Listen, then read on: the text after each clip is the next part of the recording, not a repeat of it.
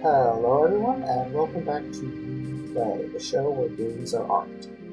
I've backtracked a bit so that we can once again enter Vector, see what the people here have to say, and then proceed with, honestly, one of the more interesting sequences in the game.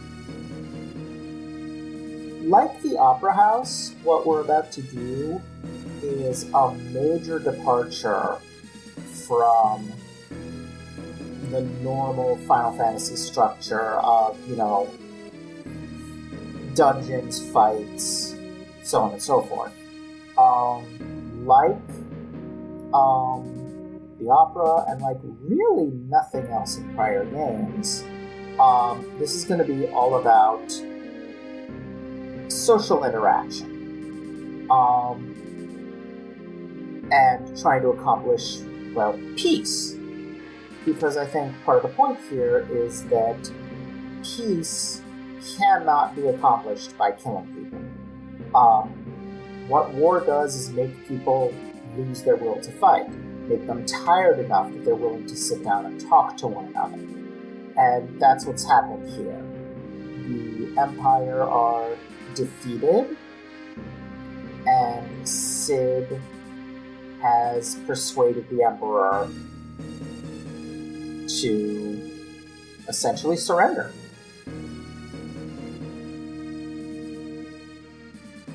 Now, of course, this is at least partially a ruse. Gestahl is, by the time we're done with the Thamasa segment at the beginning, Gestahl is apparently fully behind Kefka's plan. It might be Kefka carrying out Gestahl's plan, it's not entirely clear, but at that point, definitely there's treason. I think it's very probable that the Emperor never intended to surrender, because here's the thing about empires, is historically, empires which stop conquering collapse. That's what happened to the Ottoman Empire. It's what happened to the British Empire, which is an interesting case because the British Empire basically stopped expanding because they ran out of places to expand to. Basically, they ruled everywhere on Earth that wasn't powerful enough to stop them. It happened with Czechoslovakia, which was, as a fascist state, was structured like an empire. Okay, so we've got some fighting here, but it's not going to be a ton. And yeah, I kind of talked over it, but what's going on here is that I have a limited amount of time until dinner, during which I have to convince as many of the soldiers in the Imperial Palace to support peace as possible. Some of them this is accomplished by beating them, most of them it's accomplished by just talking to them and persuading them. And they have a lot of really interesting things to say. This is a really good glimpse at the inside of the Empire, and it's part of what I was talking about a couple episodes ago with the fact that the Empire is a place rather than... Kefka's the only person in the jail, and I want to talk to him right now. He cannot be persuaded to that peace. That the Empire is a place rather than a dungeon, unlike past games. And this is part of that. Some of these people are tired of war. Some of them are just terrified of the Espers. Is this a bathroom? Anyway, some of them still want to fight. This is a different kind of a situation than past games. This isn't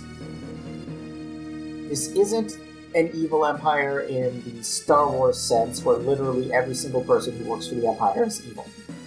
This is definitely an evil state, but that doesn't mean that every person who lives in it is, evil.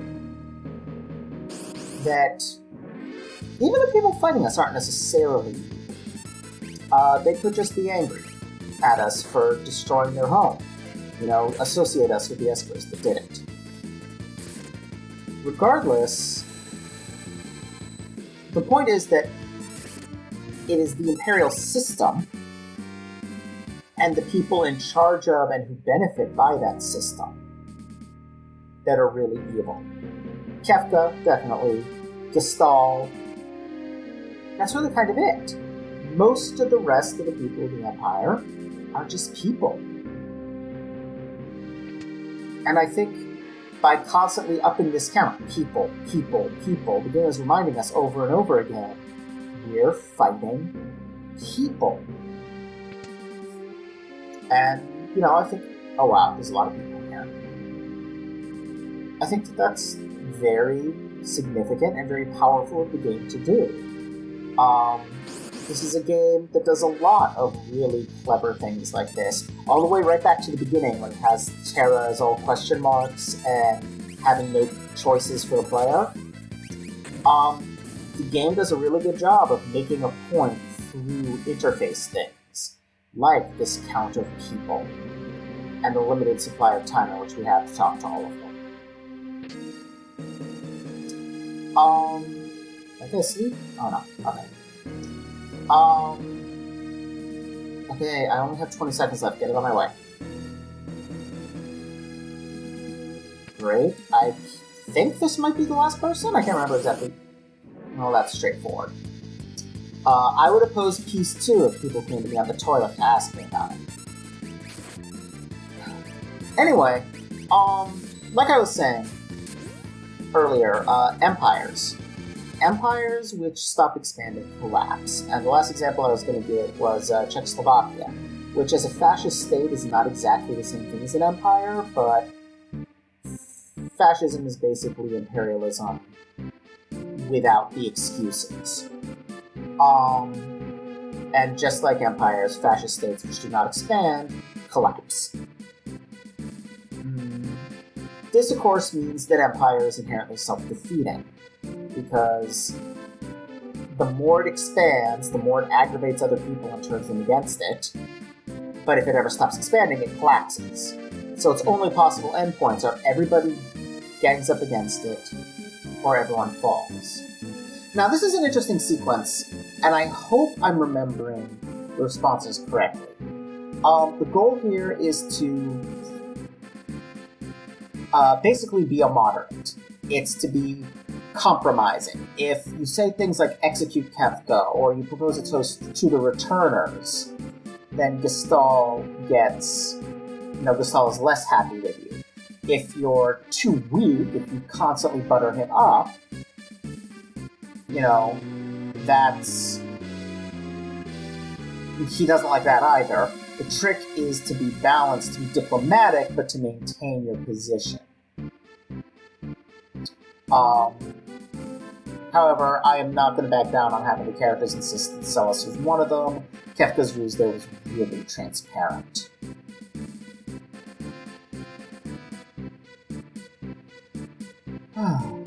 Yeah, Gestahl is just straight up lying here. He definitely gets to the point of wanting the Espers. I apologize for that, the music is screwing up slightly. I'm not quite sure why that's happening.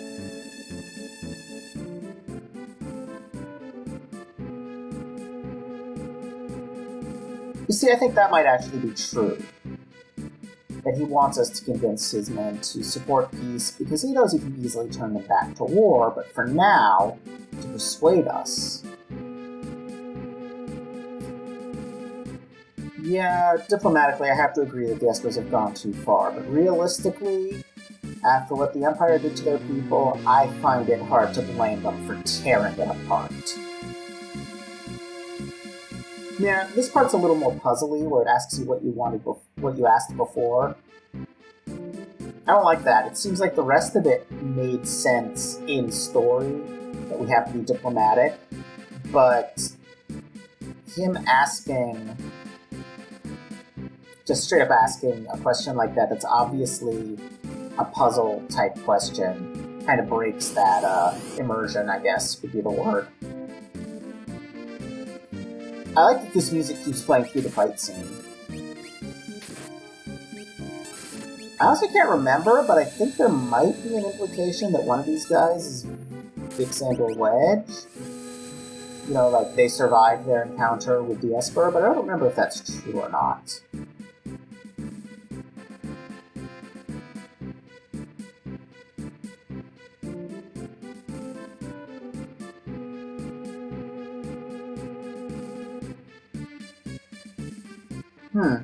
Quite interesting that we only, I mean, probably just game engine limitations, but it's kind of interesting that we fought 3 of them, not 4.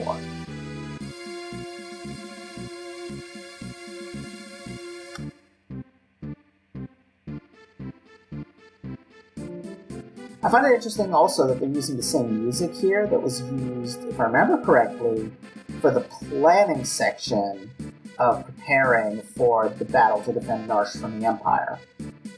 So, the music is kind of subtly hinting that while this may feel like a peace talk, it's really the preparation for the next round of battle. It's a clever little use of music there. And now we get to the real point. This is what he's really after, is he wants to use Terra to draw the Espers out. Now, I think I'll talk about it a bit more. Now, it's interesting, Gestahl kind of implies that he's coming along here, but he's not. He's sending General Leo in his stead. I don't know if that's a translation issue or what. And yeah, bringing Sid along and Cian gets a little reaction out of him, which is cute. I like that Leo apologizes. And I like that Cian forgives him. You know, he wasn't there. It wasn't his fault. And he did fail to stop it, and he does feel guilt for that, but Cian has come a ways from when he went on that berserk rampage to slaughter the entire Empire. He went through the healing process that was represented by the Phantom Train, and he's able now to, if not forgive the people who were actively involved, he can at least forgive other Imperials who recognize what a crime it was. Anyway, Locke unsurprisingly picks up on the vibe that there's something wrong here, and asks the other people with us to stay behind and investigate, while Locke and Terra will go alone to with the Imperials to Crescent Island.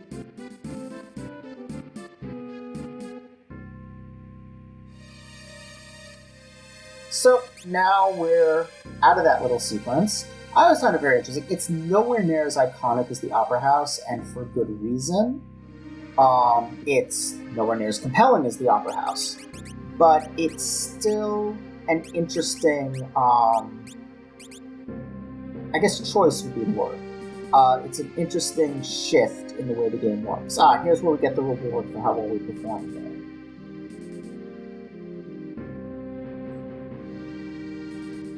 Sapphira is not devoid of troops, so is Doma. I can access the weapons in the Imperial base to the east. And we got the Tintinavar. I think that means I did as well as is possible. I'm not certain. I think so, though. I think that means I did maximally well.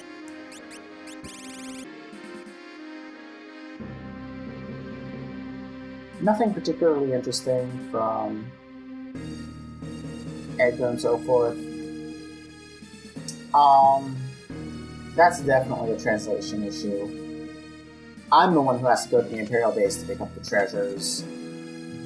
They're going to explore the mystery here, which I think is what penetrate the Imperial base meant, but it's really misleading. Vector, only city in the world with toilets.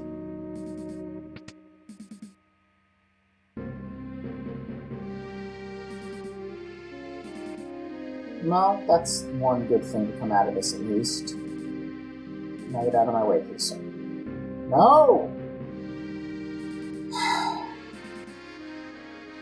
Final Fantasy IV, I think I've mentioned this before, but Final Fantasy IV had a mechanic where if you walked into a person for long enough, they would move out of your way.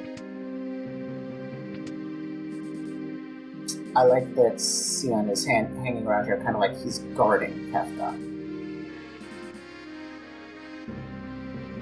And Kefka's not happy about being in a cell. He doesn't strike me as someone who deals well with boredom.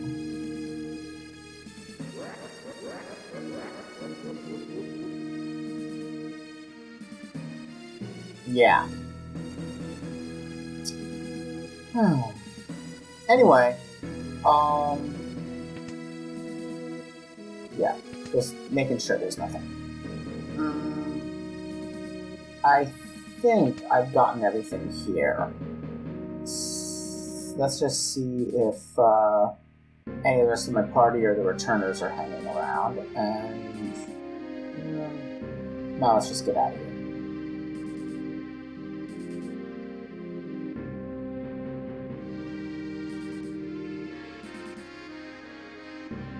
I know where I'm going. Totally. I could use an inn after those fights. Alright, well, I'm gonna go around town, buy weapons and so forth, and I'll meet y'all at the Imperial base. Okay. This door is now unlocked, and we can go down and rifle through all their treasure. Cast float, that's handy. Money is always nice. Relative does haste, not bad. Yeah, these are actually pretty decent. More money. It's mostly accessories that earn money, though. Nothing super exciting. And that appears to be it. So, catch y'all at Albrook.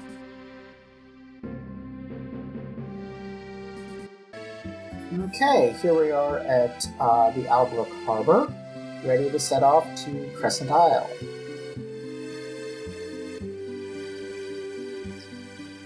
Gee, any guesses who these might be? So, of course, we've got Celes and Shadow back in the party.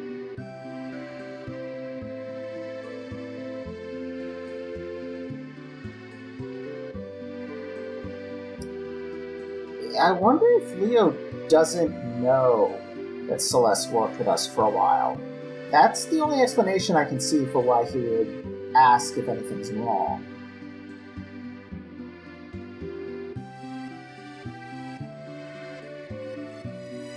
And Celes can't face us because Celes, as I mentioned before, is very, very used to people seeing themselves in her, to seeing someone other than who she really is.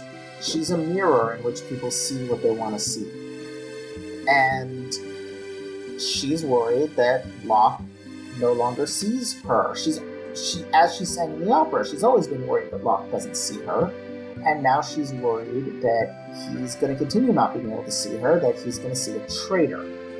Because she's already a traitor to the Empire, and has no doubt heard that several times since she was left behind. But, it sucks to be Celes. She's now worried that she's seen as a traitor by everyone. God, I love this music. It's so melodramatic.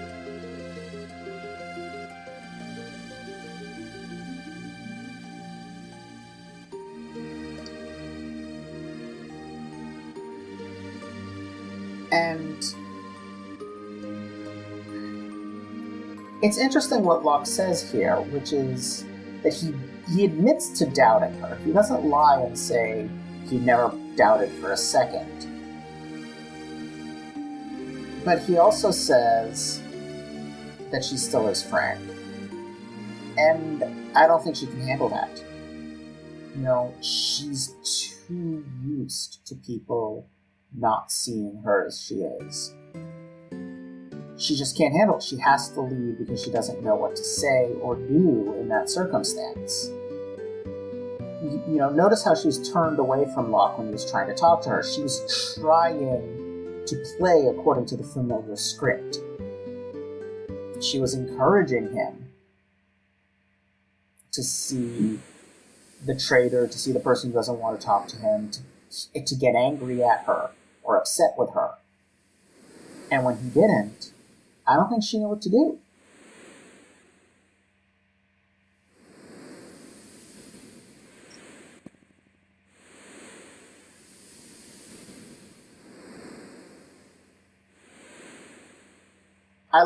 We get these little cutaways to what's going on the ship.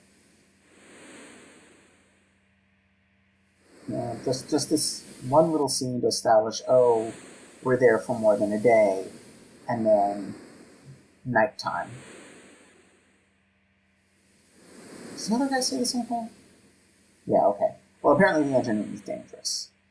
But here we get something really interesting. Tara and Leo have never spoken before. And yet, he must know about her. He knows of her. Yeah. The things the Empire has done to Tara are utterly horrific. It's not surprising she has some feelings about working with them. And there's the music dropping out again. That's so weird. Anyway, and this is another thing that Leo is guilty about. He knew about it, he did nothing about it. And as far as he's concerned, that makes him culpable. And then Tara's bizarre left field non sequitur. I'm really not sure why she asks Leo about it. Wow, this thing happening in the music is really upsetting me. I really don't know what it is. But yeah.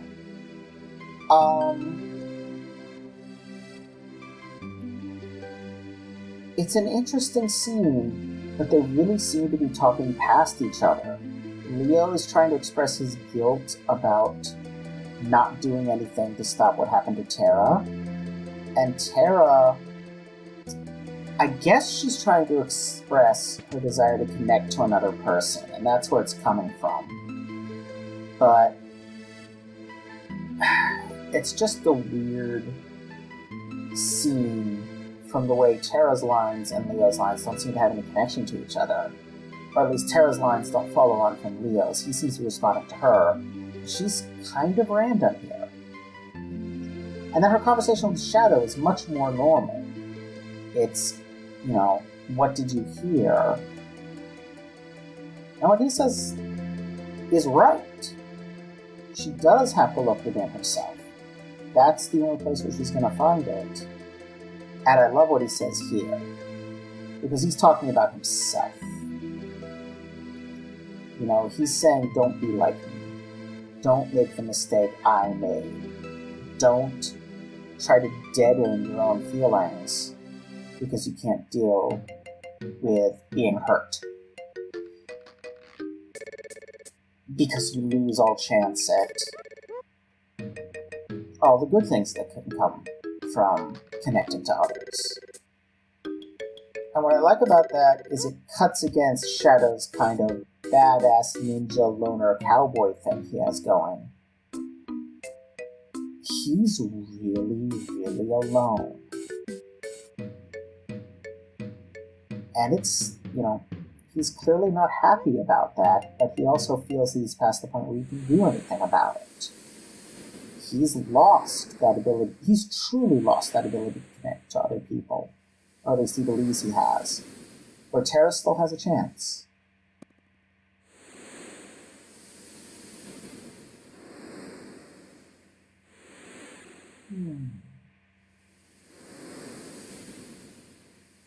I really think everyone on this mission genuinely wants to be on this mission. I'm wondering if maybe that's an ulterior motive for the Emperor to send us around talking to everyone, is to find out who's determined to keep fighting us and who is willing to accept peace, so that everyone willing to accept peace can be set off on this mission with the intent of sacrificing them.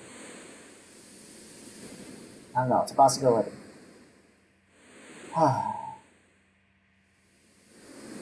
Yes, I am in that meeting. That was weird.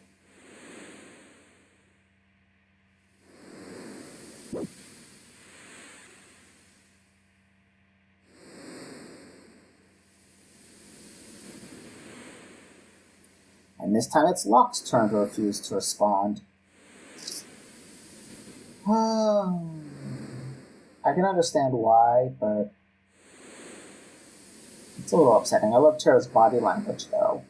You know, wanting to reach out to Celes and comfort her, but not knowing what to do or how. That's kind of a running theme in this chunk of the story, of people who really just don't know how to connect to one another.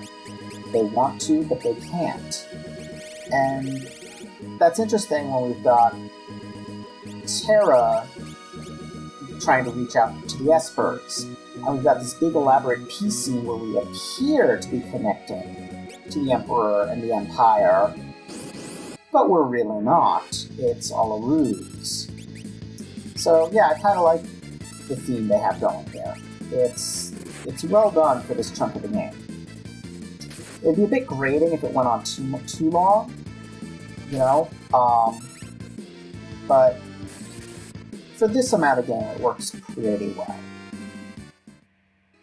And we're now in the town of Thamasa, which is definitely an interesting place. As we will see in a few minutes, this is the town where magic is preserved, where essentially refugees from the War of the Magi 1,000 years ago settled and continued to pass down the knowledge that was otherwise lost in that war.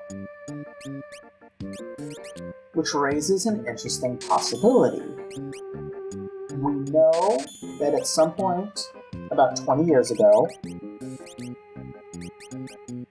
Gestahl learned about the existence of the Esper world and brought his forces in after it. I think it's possible he learned here. I think he visited Thamasa 20 years ago and hit upon this plan of conquest based on what he found there. It's perhaps a bit unpleasant to think about, but it makes logical sense. It also explains why he would not come here himself. In addition, right, this is everybody hinting and then changing their minds about talking to us. I wonder if they sense anything from Tara. If they can detect that she's, well, half Esper. Regardless, I do think, yeah, like they're the only people in the world who don't know what an Esper is. That's going a little far, I think.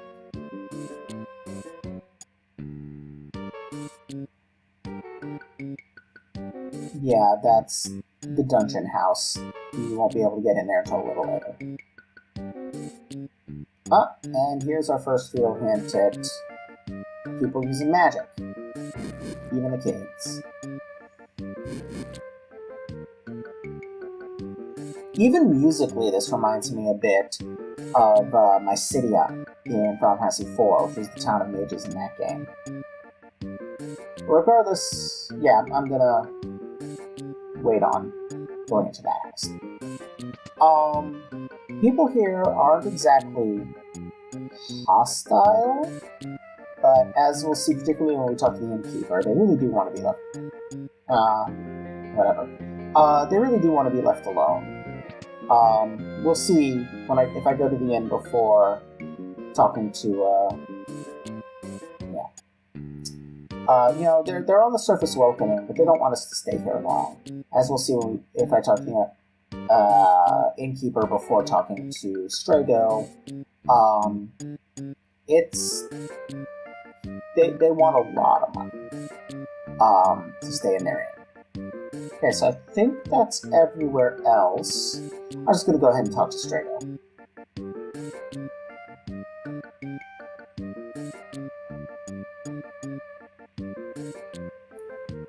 And since the town theme is essentially his theme, we get no change in music. Just a rename screen. I like Strago. He's not the most useful character. Blue magic is noticeably underpowered in this game compared to like FF5 or I don't remember what the other one was, but blue magic was really good. I remember it was really good in FF5. It was 8 or 9 that was also really powerful. But yeah, he's obviously hurting.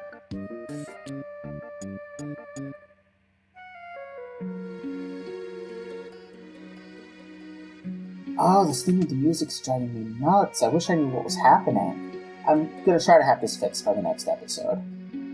Regardless, Realm's music is adorable, and I actually really like Realm. Normally, this kind of bratty child character drives me nuts, but for some reason with Realm, it just works.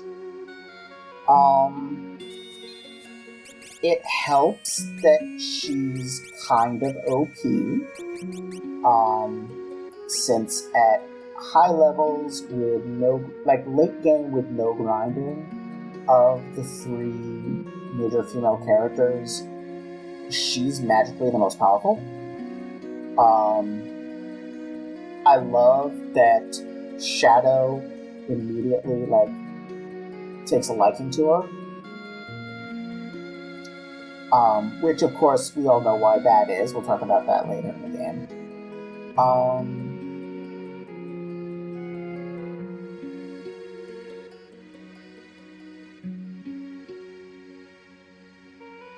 Yeah, Shadow's terrifying dog of doom that does ridiculous amounts of damage is a sweet puppy to her. I just like her. I don't know what it is. I find Gal incredibly annoying. I find Realm actually kind of likable.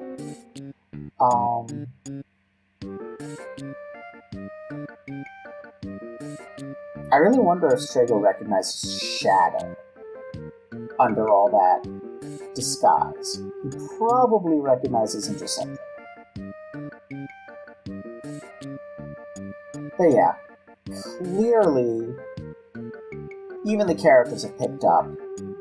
The people of this town are lying to us. Something weird is going on. It may in some way be connected to the Espers that supposedly came this way. So, I'm gonna look around a bit more.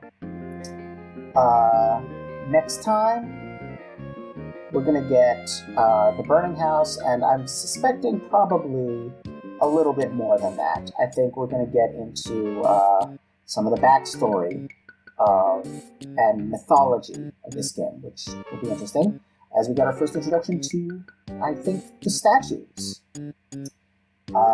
See you all then. Bye.